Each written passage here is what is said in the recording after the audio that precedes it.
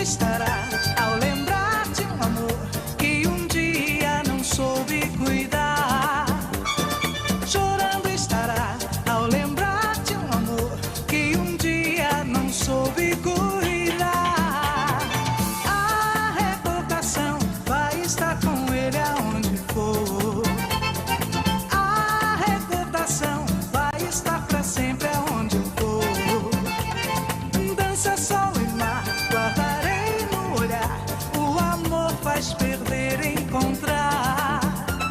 Lambando estarei ao lembrar que esse amor por um dia, um instante foi rei.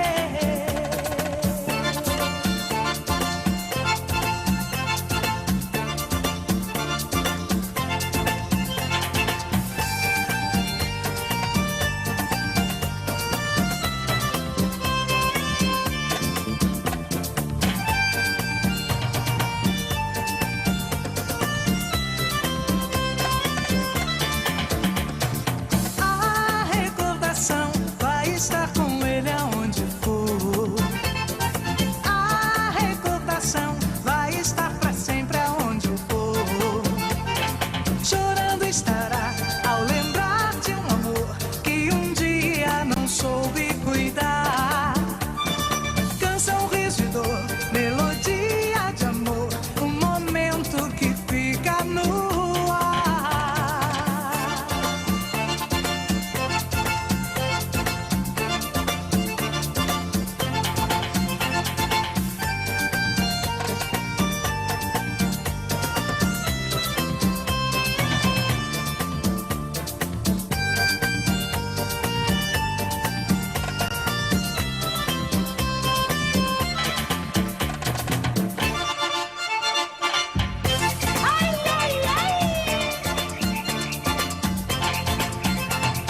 Dançando lambada.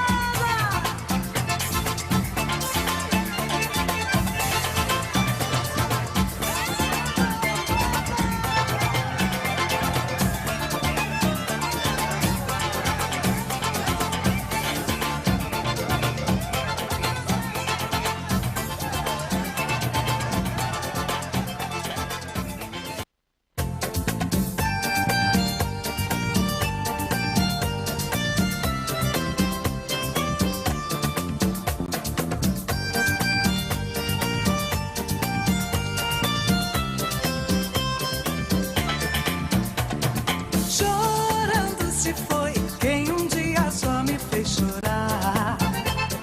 Chorando se foi quem um dia só me fez chorar. Chorando estará ao lembrar de um amor que um dia não soube cuidar. Chorando estará ao lembrar de um amor que um dia não soube cuidar. A recordação vai estar com ele aonde for.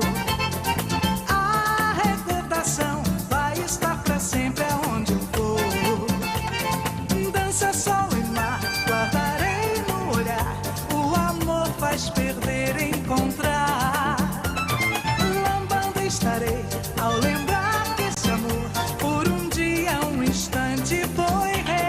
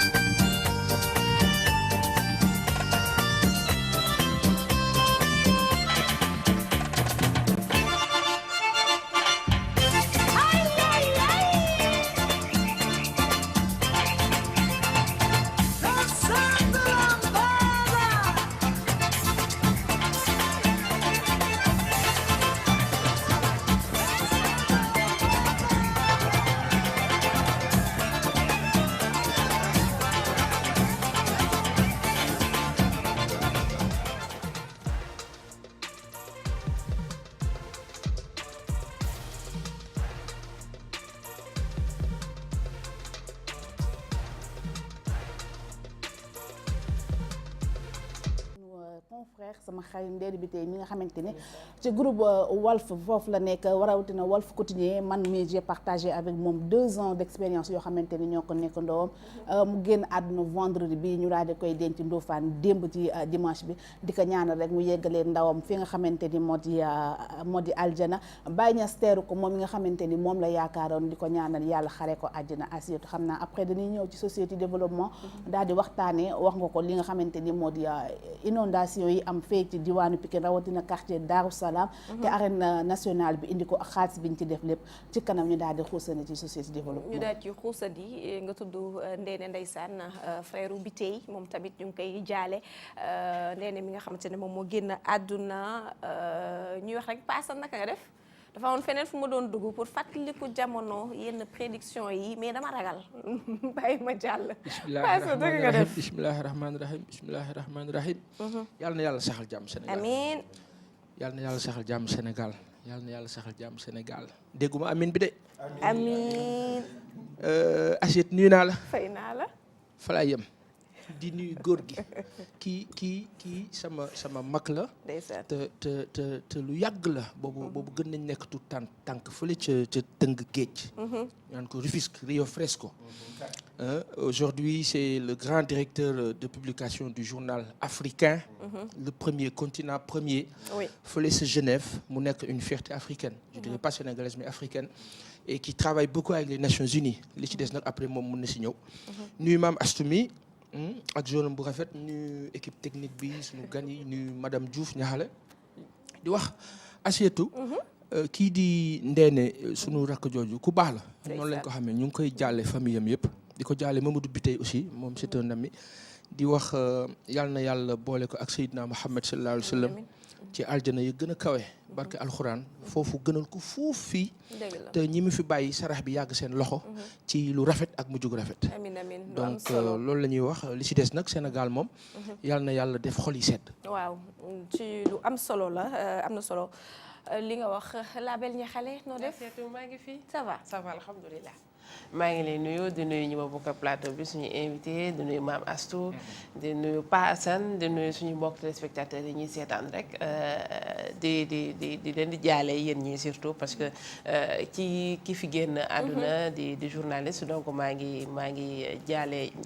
milieu journalistique bi yëpp di tamit wax suñu mbokk téléspectateurs yi ni indi naa info web ci 12 14 indi leen li nga xam ne moo gën a fës ci internet bi ñu waxtaane ko fi. yu doy waar ñi ci amul woon leeral tey dinañ ci am leeral ak ña xale noonu lay doy parce que semaine bi moom ñun jigéen ñi dañ doon tendance nag xaw nañ ñu tendance tuuti mu nekk lu ma nag xari mais ña xale nañ ci ñëw ci kanam tuuti alors Passane wax nga ko léegi Gorgui Wade Ndoye moom mooy directeur de publication du journal Continent Passane nee na mooy premier exactement alors dañ koy nuyu monsieur Wade Ndoye ñu ngi lay nuyu. Merci beaucoup Aïssatou, merci à Passane et toutes les autres collègues, Mame Astou ak Ñaxale et puis aussi les techniciens ak aussi seen téléspectatrices ak téléspectateurs yi di ànd ak yéen aussi di jaale ki nga xamante ni famille yu kii génn àdduna ak milieu bi yëpp et puis di am mbégte bu baax a baax ñëw wuyu si leen fi c'est la première fois ma ñëw RDV donc c'est historique en tout cas pour ma part et mbégte la et puis ñëw fekk aussi plateau boo xamante ni parce que dañuy wax toujours nañu jox jigéen ñi gëdd nga ñëw toog fii si plateau entouré de 3 grandes dames professionnelles ak sourire jóg je pense que c'est tout à encourager voilà. C'est gentil. Merci, c'est gentil. On rougit ou on noircit. Alors ñu daal di rejoindre ñu daal di débuter ak actualité Passane Seck ñu mu mel ni semaine bi daal dinay riche ci côté politique dañuy daal di njëkkee li nga xamante ne rek moom moo jëm ci information boobu ñu jotoon ci Khalifa Sall te jusqu'à présent ñuy am ay réactions te mu jëm ci révocation ci mairie bu Dakar bi nga ko déggee Passane naka nga def. en fait ça fii mës nañ fi waxtaan. oui jëm ci sens boobu jëm ci sensu waxoon naa fi sax ne en tout cas on tend vers une délégation spéciale su dee possible na mais comme possible dañuy dem ci beneen fànn dañuy war a comprendre benn affaire il y a un combat qui est là énoncé bu ma góor gi bu ma juumee rek nga wax ma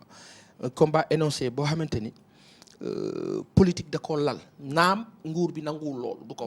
du ko déggee noonu mais ci gis-gis loolu la am beneen combat judiciaire donc finalement ça en fait un combat politico-judiciaire léegi lan fan la ñu toll nii ci Sénégal mooy que am na ñenn ñu ñuy dégg ñu ne c'est un coup fatal à l'endroit de Khalifa là c'est fini c'est un coup fatal à l'endroit de la démocratie sénégalaise pas à l'endroit d'une personne parce que cette personne-là elle est l'illustration parfaite de toutes les formes de forfaiture menées par un régime léegi ñu jàpp ci lenn mooy que dañu nekk ci benn réew boo xamante ni ñu ngi jóge ci benn étape bu metti woon au temps du régime de Abdoulaye Wade metti woon pourquoi parce que amoon na fi ay jàmmaarloo ñu dem ba yegg ci fu metti foo xamante ni ñu fàttaliku Feu Malick Ba fàttaliku Mamadou Diop fàttaliku ñeneen ak ñeneen je pense que il y a eu plus d'une dizaine de morts yoo xamante ni ci jamono boobu metti woon na Sénégalais yi mu demoon ci aboutissement final boo xam ni les gens ont forcé le régime est parti beneen régime ñëw ak yaakaar bu fort bu ñu amoon bu Sénégalais yi amoon am ci njort bu rafet aussi quand bien même des gens très férus connaissant le milieu et connaissant même la personne de monsieur Sall Macky doon nañu araftu mais jamono boobu dégg-dégg dafay jafe ñu jàppoon kii di Karim Meïssa Wade diaboliser ko à un point boo xamante ni man ak sama morom ñun ñëpp kenn déggatul woon mais bu ñu jàllee ci loolu ki nga xamante ni moo gënoon nekk on va dire presque le premier souteneur et le premier soutien de kii di Macky Sall mooy Khalifa Ababacar Sall le maire de Dakar bi nga xamante ni kii ànd ak tey Macky Sall di Ousmane Tanor Dieng pour mu jàppale sax Macky Sall il a fallu que un Khalifa Ababacar Sall insister pour que mu am selon certains ñi nga xamante ni jege nañ leen waaw bu ñu jàppee loolu yëpp dañuy dem tënku fenn fi ñuy tënku mooy génn nañu politique génn nañu judiciaire génn nañu rapport de force léegi ñu dem ci humanité mooy lu rafet mooy góor gi ji na ma lu rafet ma delloo ko lu rafet waaye góor gi du ma ji lu rafet ma delloo ko safaan loolu la ñu nekk di jàngat di ko gis ci mbirum Khalifa Ababacar Sall bu ma dégloo maître Bamba Cissé tey ci suba mu wax ne que révocation bi këyit gi nga xamante ni moom la ñu wax ni mun nañ utiliser terme moo ko attesté par un décret visa bi baaxul mooy lan mooy que sur le plan administratif am na faille léegi ñu déglu Ismaïla Madior Fall ci suba mu wax ne que mbir mi laalewul dara ak mbirum judiciaire que c'est administratif quand c'est administratif le ministre wala le département ministériel chargé de tout ce qui est collectivité locale maanaam monsieur Kane Yaya bi ñu ne ñenn ñi moo ko dégloo ci Cheikh Gueye démb bi mu waxtaan ak Pape Alé mu ne ñenn ñi nee nañu moom dafa for ci weewu béy ñu ne Yaya Kane boobu jamono bi loolu di génn ñu naan ko arrêt moom ma nga woon ca avion bi di jóge Makka après ñenn ñi njott ne kon lu ñu defoon la avant wala bokk lu mu si mënti doon ci jëfin ci taxawaay ci gëdd ci maqaama doye di def see feeñ jëm ci nguur gi aujourd'hui li ñu naan tirer sur l'ambulance moom la ñuy def kii di Khalifa Ababacar Sall ginnaaw bi ngeen ko taqalee parce que Khalifa Ababacar Sall li ko gën a metti ci suñu xel bu gàtt ci li ñu yaakaar mooy taqal ba du doon est-ce que am na wala amul waaye taqal ba parce que gor bu ne bu ñu laalee sa amour propre dafay diis da nga am njaboot da nga am ay bokk da nga am ñeneen ak ñeneen xel dafay fattu nit mën na toog jege la loolu daal di ne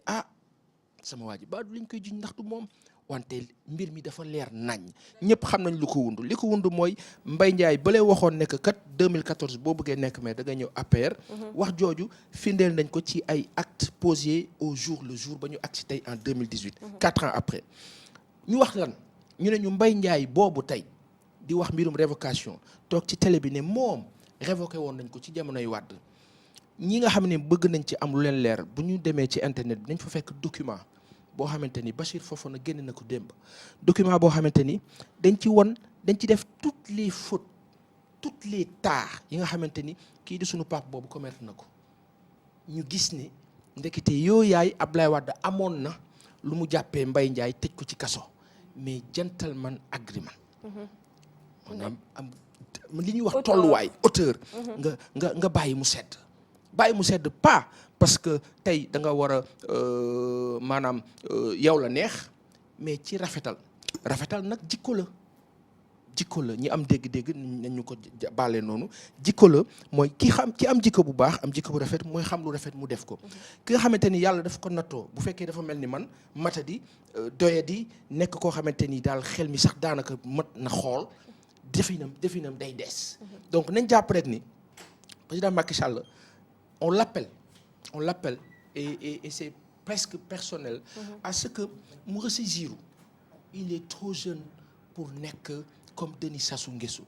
il est trop jeune pour nekk comme Feu Moussa Traoré il est trop jeune pour nekk Sékou Touré il est trop jeune pour nekk tant de dictateurs yoo xamante ni ils ont été montés par pièces manipulés li Mélenchon doon dénoncé nekk tey Afrique dañu war a taxaw bañ dictateurs yi nga xamante ni tubaab yi ñu ngi leen fi teg pour lan récupérer la ñu am ba pare di continuer di leen appauvrir juste wax rek ne ñii jàpp ne Khalifa Ababacar Sall wala waa Dakar la ñu def dara dañuy juum parce que processus la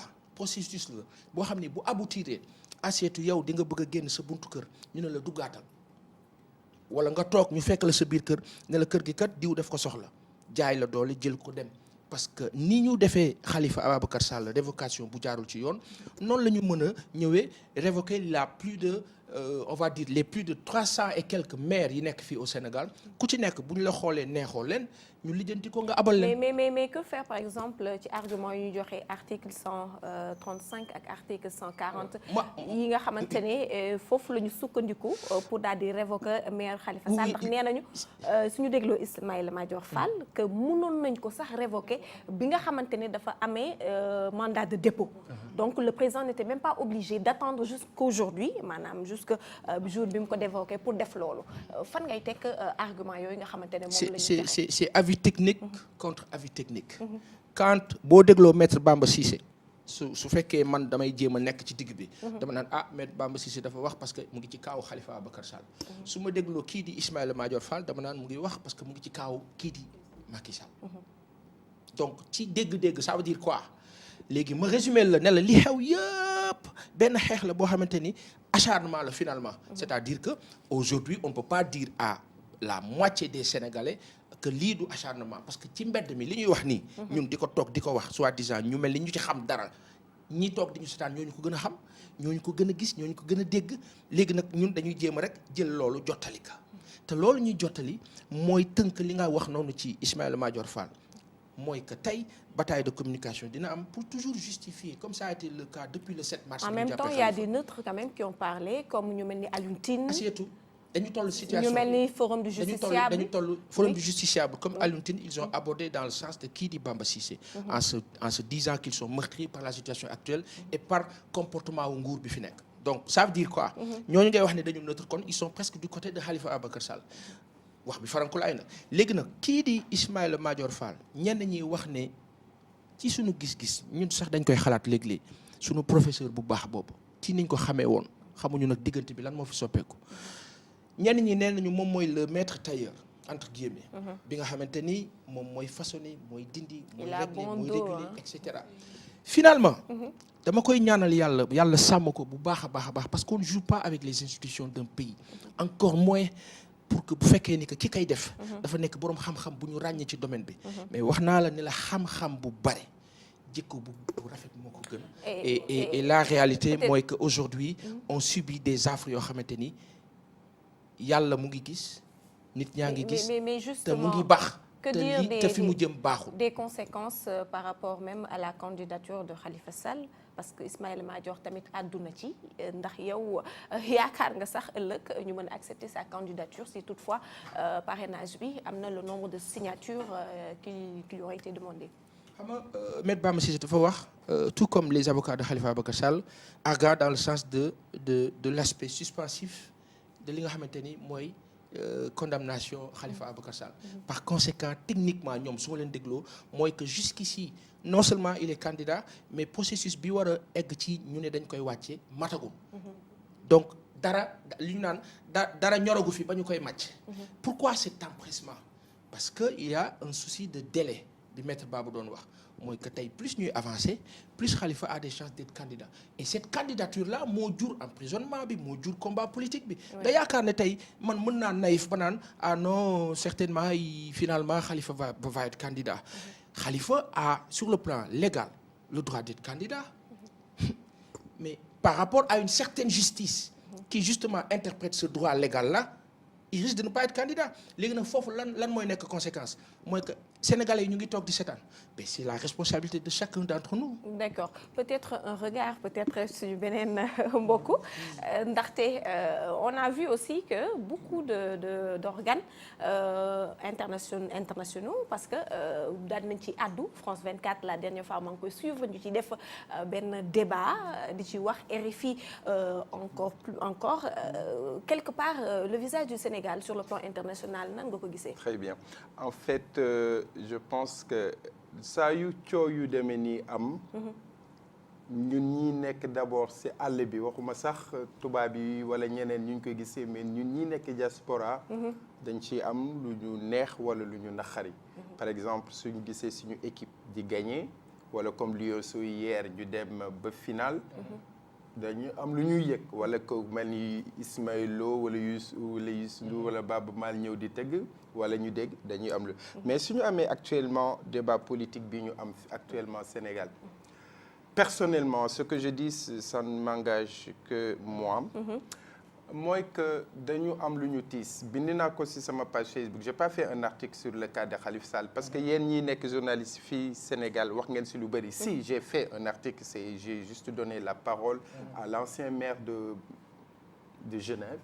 Manuel Tornare qui a demandé au président de la République du Sénégal mu bàyyi Macky Sall. Khalifa Sall. Voilà que Macky Sall bàyyi Khalifa Sall ñaari affaire u Sallen la. et jox ay arguments parce que aussi man j'ai eu la chance aussi gis Khalifa Sall li mu jotoon def liggéey fii si biir Dakar. mu doon liggéey bu set.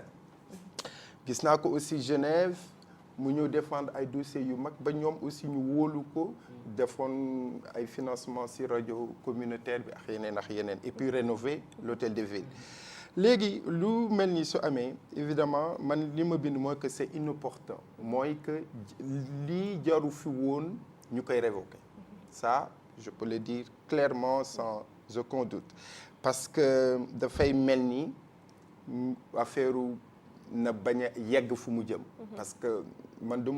am na lu ma reproché Khalifa Sall j'entre pas dans les trucs purement techniques. Oui. Je lui ai reproché au départ son manque de courage politique. Parce que moom au départ bi mu xamee ne bëgg na nekk candidat. affaire yi di jóg. waroon na xam ne Macky Sall yow toog ci nguur gi yow xam nga tey jii su ma ñëwoon di jëy dëgëx fit ñëw 16 bi yow yaay animé yow yaay responsable bi fii nii. ma ñëw di nga wax mais kii fu mu jógee. et puis affaire politique en Afrique c'est très sale. nañu waxante un chat moom dafa waroon am fitu dès le départ déclaré wu candidat peut-être su ko defoon doonul woon mbir mi doonul woon yegg fii maintenant ay affaire u xaalis yooyu moi je suis un légaliste pas Assane xam na ne ñun waa Tëngéej dafa am lu ñuy bañ. dëgg la mais voilà ça c'est clair. léegi nag pour répondre à ta question ça donne une très mauvaise image. adduna bi yëpp ñaawlu nañ.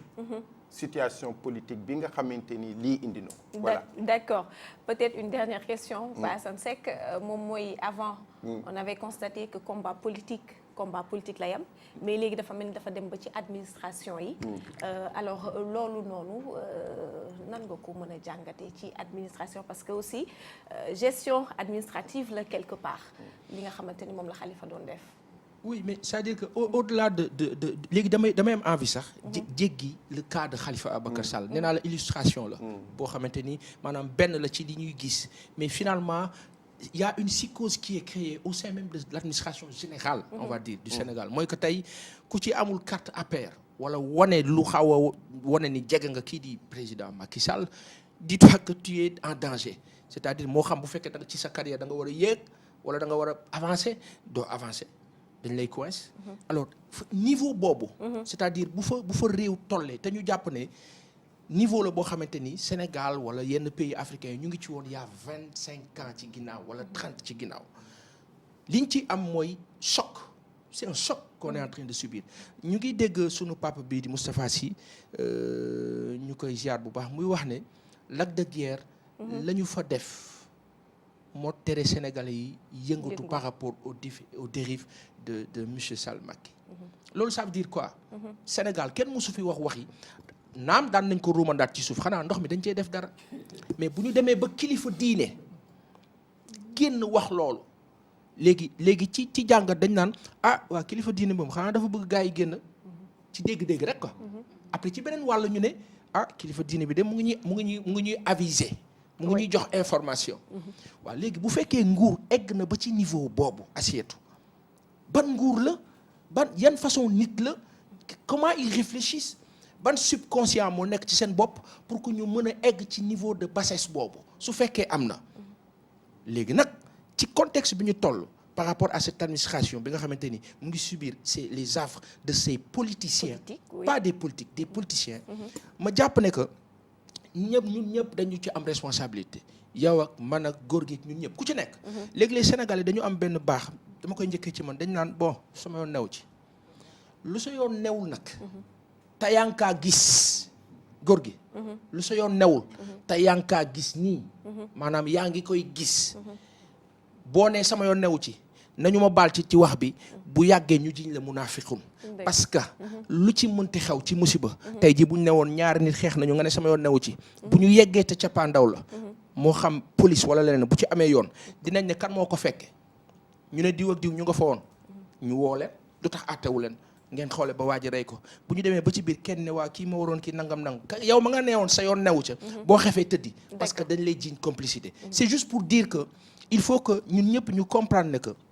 li ñuy waxtaane nii day dépasser journaliste dépasser entendement technique maanaam quand un juriste parle ñu ne ñu waaw seen yéen xamu leen droit noppi leen quand on parle du pétrole ñu ne ñu noppi leen xamu leen ci mbir mi dara alors que tey Sénégal mu ngi dund loo xamante ni ñu ngi wax mbiru Khalifa Ababacar Sall moi je puis dire aujourd'hui góor gi sans prétention que ñun ñëpp on est détourné vers quelque chose pendant qu'autre chose se passe ailleurs et qu'est-ce qui se passe ailleurs mun naa ko wax oui góor gi il se passe autre chose ailleurs quand monsieur Sène Clédor dit dégg naa ñuy xarab Clédor naan waaw moom day xëy rek di wax mais li ma jaaxal kii xëy di wax te ñuy jàppaate ku yëngatu ñu jàpp la lu tax moom duñ ko jàpp kon li muy wax am na fu mu ko teg ni Baba Aïdara toogee démb Sen TV génne wax li mu wax yëpp c'est-à-dire que tey opposant buy campagne man de bu ma doon politique soxlawu ma lenn lu dul li Baba Aïdara wax doy na ma plan de campagne doy na c'est-à-dire que normalement dans une république normale saine où tout est bien structuré où le mystique ne prime pas c'est-à-dire que quand un régime va jusqu'à faire primer le mystique dans son mode de fonctionnement mooy que kooku benn criminel la beneen bi mooy que tey ñun ñëpp ñu ngi en danger pourquoi parce que autre chose bi xew feneen xam nga lan la mooy que Clédor Sène nous révèle qu'il y aurait mais du moment que moom moo ko révélé mën naa wax qu'il y a eu li nga xamante ni mooy 4000 milliards maanaam 8 milliards de dollars la wax ne que moom la ñu jaayee pétrole bi nekk Saint-Louis bokkul ak Rufisque offshore bokkul ak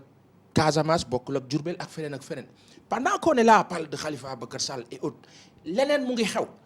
est-ce que léegi Sénégal ñun dañu war a jàppee rek ay nit yoo xam dañu war a torox abadan daay man pendant que yàlla defal ñu ay xéewal yoo xamante ni ba ko fi yàlla indi tàgguwul Macky Sall te Macky Sall moomul Sénégal d'accord c'est-à-dire que aujourd'hui Assietou El Hadj mi jàkkaarloog man am na droit tey jël texam bind ko ci Facebook ne ko monsieur Sall Macky président de la République du Sénégal pétrole bi dama ci bëgg a xam lu ma leer rapport bi concerné kii nga xamante ni mooy sa frère ak monsieur Ndiaye Ali Ngouille dama bëgg nga génne ko c'est une exigence citoyenne droit la pourquoi ñun ñëpp sénégalais ñu bëgg a nekk rek ci gamme technique ak li ñuy wax boroom xam-xam yi nee nañu boroom xam-xam boo xamante ni du wax dëgg amul xam-xam. D'accord Baba Aïdara peut-être en 2 minutes avant ngay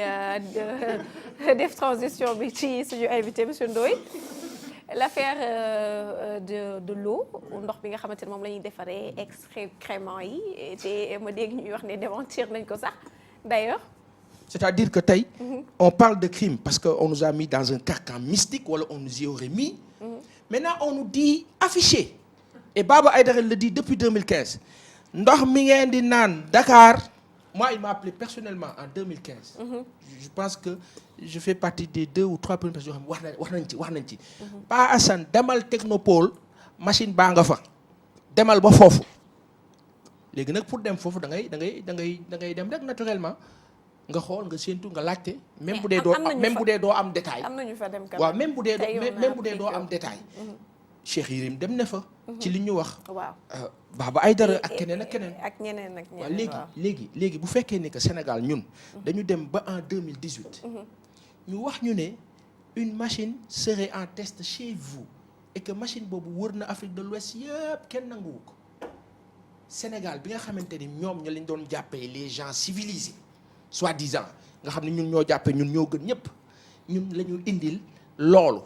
nañu en phase test. léegi il a fallu que Baba Aïdara waxaat ko ba ñëw nag toog ci télé bi nag rajo beeg yëpp wax ko mu def boum pour que ay spécialistes ay techniciens soi-disant commis de l'État génn pour répliquer État du réagir État day def action day agir mooy que ñoom benn daanu nañu foofu beneen bi mooy que lu garaaw lu am loo xamante ni benn Sénégalais waru ko nangu gis ni ñu mën a protéger suñu pétrole noonu la ñu mën a waxee tey ne machine boobu personnellement man maa wax góor gi président Macky Sall amuloo droit bi def ñu ko pour la bonne et simple raison que il s'agit de vie et de survie assiette d'où c'est pas une question où on est là à soi-disant oui comme nos camarades nous disent boy il faut savoir que tu es journaliste d'où et de qui et pour qui tu es sénégalais tu es nit doomu aadama donc la vérité bi nga xamante ni saillante moo fi ne mooy que est-ce que war nañu toog 21e siècle bi Daniel Mitterrand waxoon ne c'est le siècle de la communication ku communiqué wul da ngay fay. tey ñu nekk ci 2018 biir Sénégal le président Macky Sall vous nous parlez d'émergence au même moment vous amenez de l'eau léegi émergence kan moo war a émerger nit day wér bala muy émerger on est en train de nous faire immerger par lan benn ndox soi-disant en phase test boo xamante ni normalement ay animaux lañ ko war a tester jox leen ko ñu naan ko jox leen ko anam leneen ak leneen ñu indi ko biir capitalu Sénégal à 0 mètre du palais je me demande comment le président de la République lui peut-il dans son entendement di accepter qu'on puisse lui faire comprendre mën naa rafetal président Macky Sall yëgu ko. D'accord. Moi j'irais, je dirais peut-être. N'est pas au courant. ñiy def investigation parce que il y a eu beaucoup de discours moom joxe na li nga xamante ne moom la wax moom la découvrir peut-être par rapport ak machine boobu il y a eu d'autres ñoo xamante ne nee nañ dem nañ ba foofu visiter nañu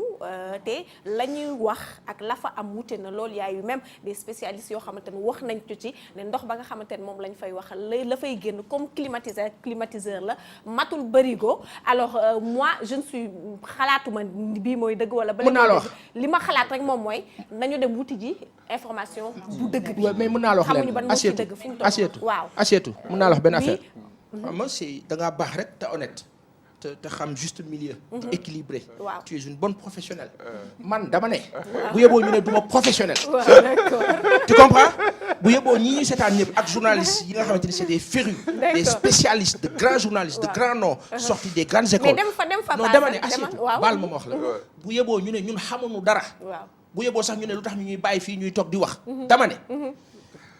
Qu'est-ce qui empêche à l'État du Sénégal de faire tout de suite une plainte adressée à Baba Aïdara pour lui dire da nga wax loo xamante ni du dëgg.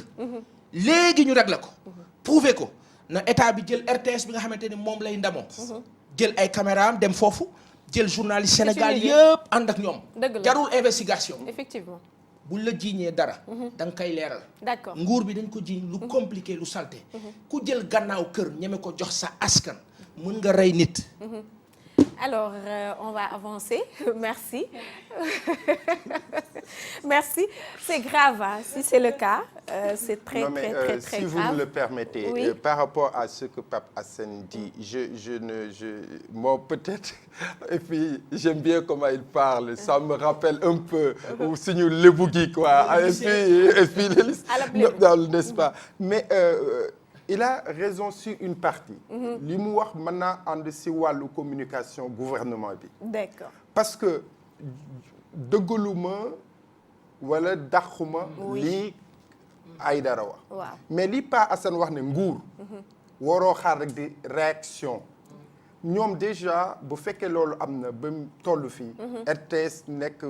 kii bu mag comme yéen ni ngeen nekkee nañ jël ñu wan ñu ne lii nit ñi di wax du loolu ça c'est un devoir et moi sur ce plan je suis totalement avec Pa Assane que le gouvernement du Sénégal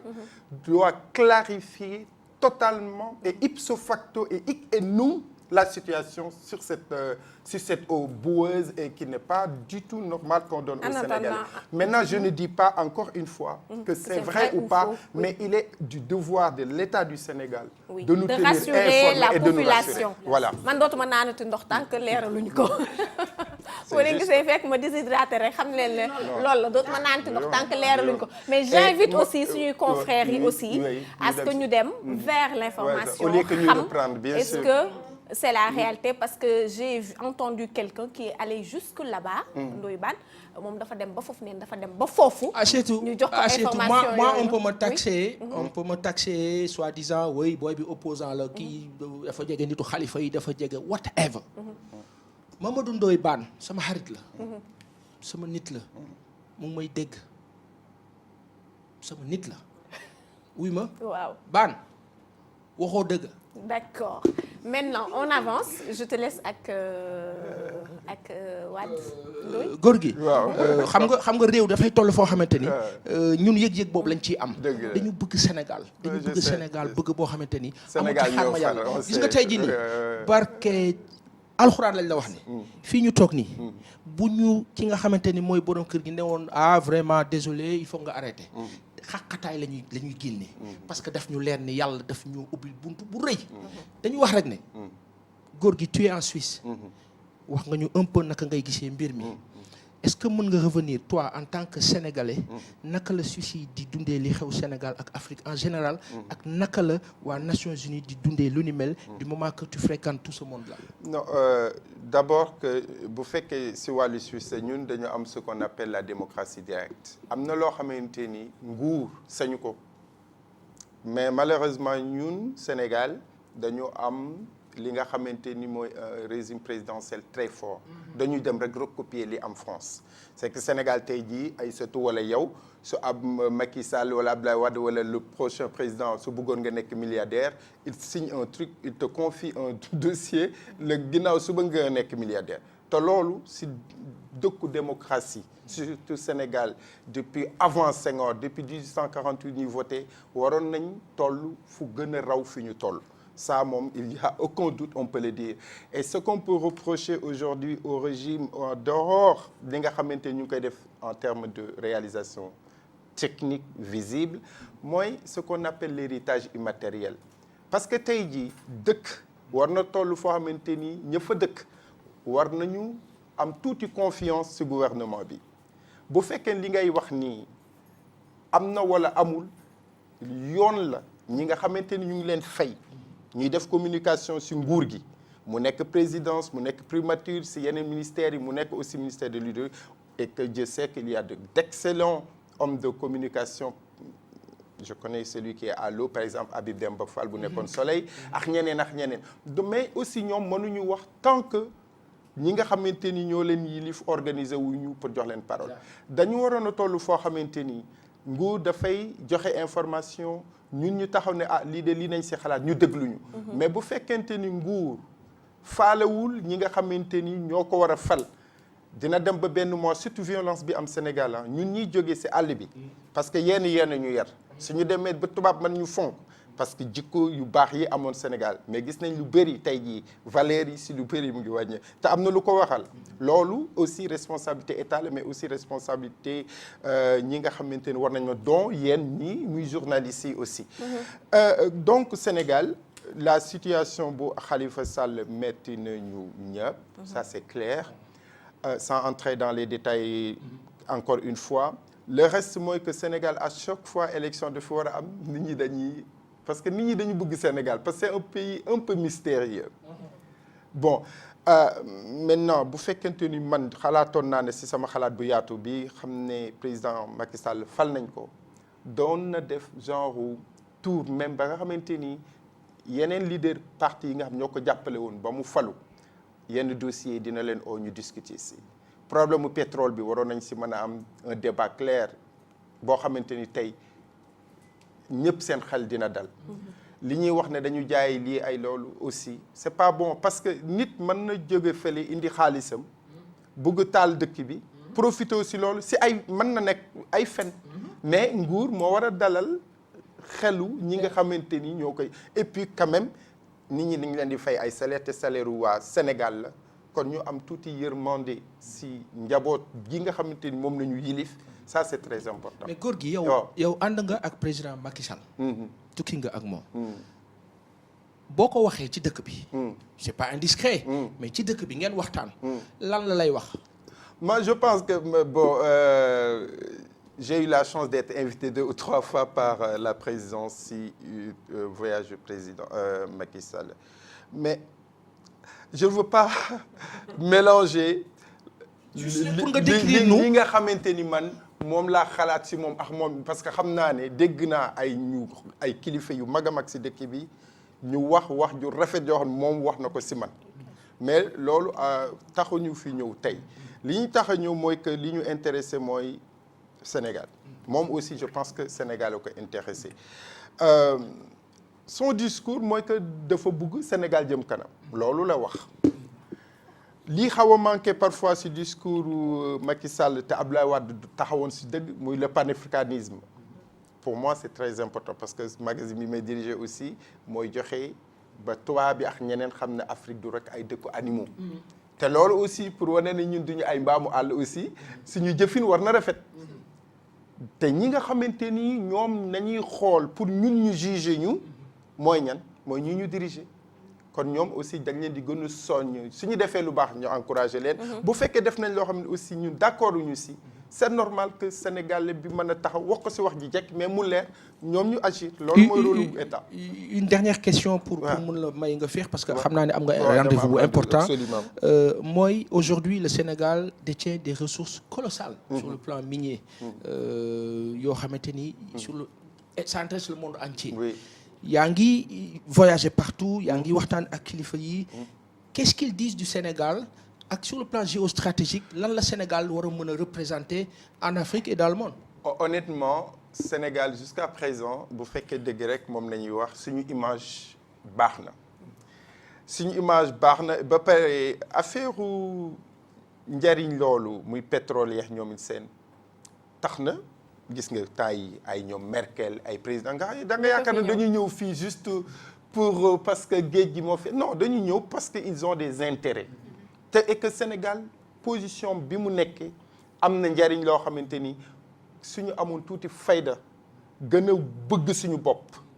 gëm sa bopp pas dans le sens politicien mais gëm sa bopp xam ne ñun yàlla may nañu ba pare am nañu ay diine ku amul diine aussi am na yar gu ñu fi amoon suñu boole woon yooyu yëpp taxawal ko kon Sénégal àjjana bu ndaw lay doon et puis am nañ ay intellectuels ressources humaines mais malheur bi mooy parfois da ngay gis koo xam dafay bëri xam-xam mooy li ngay wax rek bu fekkente ne da nga am xam-xam te amuloo jikko ju rafet yaatuwuloo te li ma gis aussi mooy ñàkk yaatu bi am si dëkk bi et ça malheureusement je le vois aussi dans l'opposition le partage qui disparaît. mais le partage parce que nit ki tey jii soo xoolee opposition bi sans candidat sëriñ bi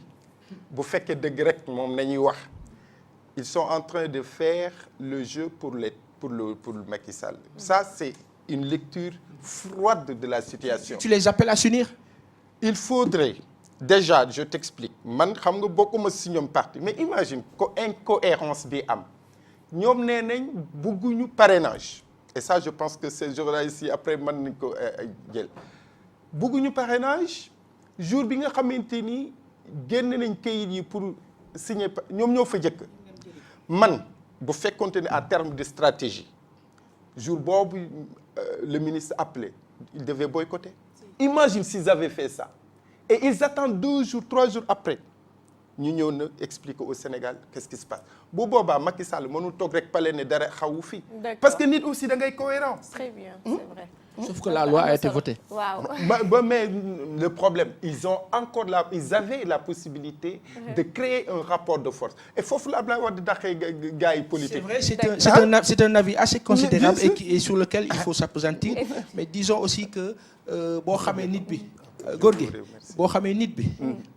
bi léegi les normes ak leneen li nga mën rek mooy dem nekk jusqu'au boutiste sur le plan constitution de la constitution. boo paree nag daal di xam looy def. D'accord. waaye nag li nga wax am na jàpp naa le dernier mot revient au peuple sénégalais qui est assez intéressant. Et puis en tout cas comme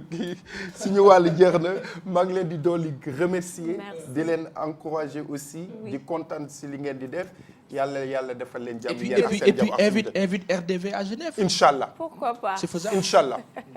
On le fera. Merci beaucoup. C'était Gorgui Wade Ndoye nekk directeur de publication du journal Continent Premier bi nekk fële ci Genève. ñu ngi lay remercier bu baax a baax. dañuy daal di poursuivre ànd ak Mame Astou Kane ci inondation à Pikine l'arène nationale en cause. voilà Astou wax nga ko l'arène nationale en cause inondation yi nga xamante ne am na fii ci Pikine rawatina ci quartier bi ñuy wax Darou Salam nekk juste derrière arène nationale bi ñu gis nag ay jafe-jafe ñu daal ko si dund nag ci taw yi nga xamante ni passé na mais laataa loolu rek ñuy ñëw di faram-fàcce loolu dañuy dem seetaan reportage bi nga xamante ni bu fekkee yemb na ci côté régie Florence Ndong mi nga xamante ne mi ci rédaction bi def na ko ñu daal di ñëwaat si plateau bi. fekk ko ci ndox mi ci diirub ñaari fan mu ciy dund Sophie moom ay bëtam rek la yor di xool ci li mu yàqule ci biir nawet bi këram googu mu nekk nag nga xam ne këru location la moom ci lay dund ak ay doomam njàkkare la ñu àndal jamono ji bu mu tawee la fees del kër yi yëpp fees suñu bagage yi yëpp yàqu frigo yi yëpp yàqu ba sama doom ji kii bi butel yi ndox bi xamul dafa dugg ci butel yi xam ma ponte moo ko jam xaw ma tànk bi mi ngi ne tey yëpp nelaw ma démb ba tey nelaw ma ba bër set ndox yi dugg bagage yi yëpp yàqu yëpp mi ngi ne ci biir néeg yi fees xamatuñu fu ñu nekk. bu weesoo Sophie am na ñeneen ñoo xam ne ñu ngi dund jafe-jafe yi ca Pikine Nord ñoom it ñu ngi ci même jafe-jafe ñu ngi si biir ndaxu taw yi moo tax ba kenn si ñoom ñàkk si bakkanam ci boobee quartier yi nekk ca Pikine askan bi nag daal di gis ne li leen ko yóbbee mooy lii di arène nationale bi. dama jógee julli ba ñëw fekk si néeg bi fees dell góor fa laa fanaan bi sama yére yëpp démb dama jël kaarloo bu yóbbu ko léegi aw ma fu ma tëdd ma fanaan te dañ noo naxoon dañ noo arène bu ñu ko fi defee fii dex la woon boo xam ne lu ma saa ñëw du taxaw day dem ñu ne bu ñu ko fi dee ba pare daañu fa indi canalisation yoo xam ne du ñu mu jaar fa dem nax ñu léegi ndox bu dikki dootul dem. xanaa métti rek ndax foo nekk 30 ans lii musul arrivé li ma dund ñaari guddi yi musuma ko dund moo dugg Dakar ak léegi waaye nag sant yàlla daal kenn defu ko yàlla ko def ñi yaakaar ne ñoom la def lii pour lor ñu ñoom ñooy loru ñun suñu lépp baax na ndax dañ fi ñu yaakaar ku ko yaakaar waroo jaaxle dara waaye nag lor noonu ñu. ay quartier yu bëree bëri yu nekkee ca capitale bi nekk ci ay jafe-jafe ndoxu taw yi nga xamante ne moo fi jot a wàcc ci ñaari fan yi mu mel ni kon yëf yi sax yemul ci benn nit bu ñàkk bakkanam waaye ñaar waaye dem na ba si ñaar yi ci faatu ak ñenn ñu ci amee ay gaañu ñu bëree bëri. épouvantable li nga xamante ne moom la ñu gis par rapport ak population ba nga xamante ne moom moo nekk ca Pikine la ñuy dund Mama suñu bàyyi la nga commenté. gis nga reportage bi Florence nag ñu koy remercier moo ko defoon keroog bi nga xamante ni taw bi wàcc na foofu waaye assiette li yëpp boo ko gisee li ko waral wax nañ ko moo di arène nationale bi nga xamante ni tabax nañ ko foofu ci technopole bi ku xam technopole bi xam ne yoonu ndox la te des fois dañuy dégg ñu naan ndox du bàyyi yoonam donc ba ñuy tabax li nga xamante ni moo di technopole bi est-ce que lii yëpp xalaatoon nañ ko est-ce que lii yëpp jàppoon nañ peut-être gis nañ ba ñuy pose première pierre bi nga xamante ni amaloon nañ ko ba ñuy waajal tabax li nga xamante ni moo di arène nationale bi population pikinoise dañoo génnoon nañu dañ koy bañ déjà insécurité bi tamit doon nañ ko ci wax mais peut-être mën nañoo wax ne lii tey bu amee population bi lii lañu xalaatoon ne buñ fi tabaxee arène nationale bi di ay jafe-jafe dina leen ci wujji koñ boo xamante ni mustata ñëw bis mu taw mu taa dañ naan kër rek dañ naan lu fa mësta am bu fa amee gan gaa donc tey ji bu ñu gisee population Pikine bi ak ni ñu kii nii dañuy wax ne gan nga fa nekk tey ji moo indi lool ba am koo xamante ne ñàkk na bakkanam ci loolu benn daam nga xamante ne am na 40 ans ñàkk bakkanam lii yëpp tey ji Pape Assane mi ngay wax nguur gi li mu fi teg lépp lii yëpp mi ngi agir di wax ku wax mu tontu la mais am na yoon yoo xamante ne prévoir uñ ko woon ndaxte genre arène bi boo koy def war ngaa mën a teg lu mel ni canalisation d'autant plus que wax naa ko sànq gis nga fi nga ko def yoonu ndox la dafa force ndox bi dafay ñëwaat donc population yi di dund benn calvaire boo xamante ni metti na muy taw guddi nga fanaanee ngacc bëgg a yendoo ngacc ci ñoo xamante ni doo gis ku la dimbali tamit problème dafay am nga ñëw di xuus ci ay ndox sa matériel yëpp dugg ci biir ndox bi ngay lab ak say njaboot xale yi doo xam foo leen di koñ bi nga xamante ni taaw ñoom ñëw jëw di la jàppale tamit nag dafa metti am na yoo xamante ni état bi war na koy sóoraale baax a baax ñëw wàcc sur le terrain di waxtaane nit ñi di xool jafe-jafe nit ñi lan la ñuy dund mais doo kenn ku si nekk boo toogee sa ruq tamit ne lii laay def population li ñuy dund sama yoon nekku si tamit doo lijjanti donc population bi war nga leen naa mën a ñëw lijjanti lii dafa metti tey jii Pikine lañ gis mais récemment tamit Cambérène rek noonu la loolu moo am aussi ba foofu tamit ñu am ci kenn ku ñàkk bakkanam da ngay gis ni jafe-jafe population bi il faut nga jege leen nga mën a xam population bi lan la ñuy dund ay inondation yii nii waroon na fi jeex dëgg la inondation waroon na jeex biir Sénégal effectivement alors Fatou Ndoye alors si Asietou oui est-ce que xam nga lan mooy àq est-ce que ñun ñëpp il faut ñu àq est-ce que xam nga ni àq dafay topp ba say sëtaati sët tout à fait ñii ànd ak président Macky Sall nañ ko dimbali nit boo ànd ak moom da nga koy dimbali ñi ànd ak moom bugguñu quoi parce que nag président ma wax la ko gars yi li ñuy wax bu ñu jàkkaarloo ak yow ak li ñuy wax ci suuf bokku la bàyyi ci xel gars yi ngi lay teg xel. gis nga tey ji muy noonu Asietou xam naa balaa waxtu bi di jeex tey ñii loolu dal na leen gisuñu benn gouvernement kenn koo xamante ne ci nguur gi la bokk jug dem mastawu leen te ñuy jël surtout assemblée nationale jug gisuñu kenn ku les députés du peuple voilà gisuñu ñenn ñoo xamante ni jug nañ dem mastawu leen te arène nationale bi ñu def ci xaalis bu bari ñu def ci xaalis bu bari ay vingtaine de milliards boo ko defee ci arène nationale bi nga génn nga ne yaa ko tabax un bon jour nga génn nga ne ñun ñoo la ko may donc 32 milliards nga génn nga ne yaa ko tabax tey nga génn nga ne dañu koo may boo fa demee nga gis aide bi donc aide boobu ñu la